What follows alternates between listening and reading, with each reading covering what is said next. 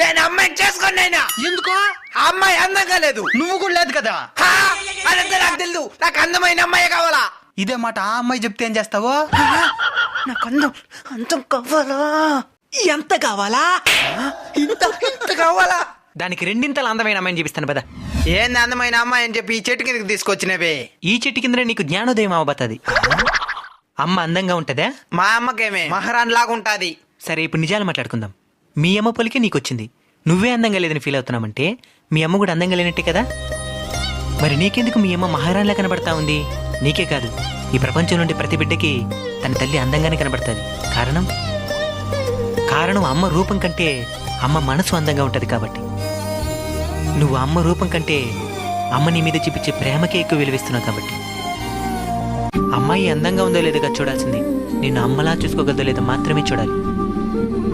సరే మామ.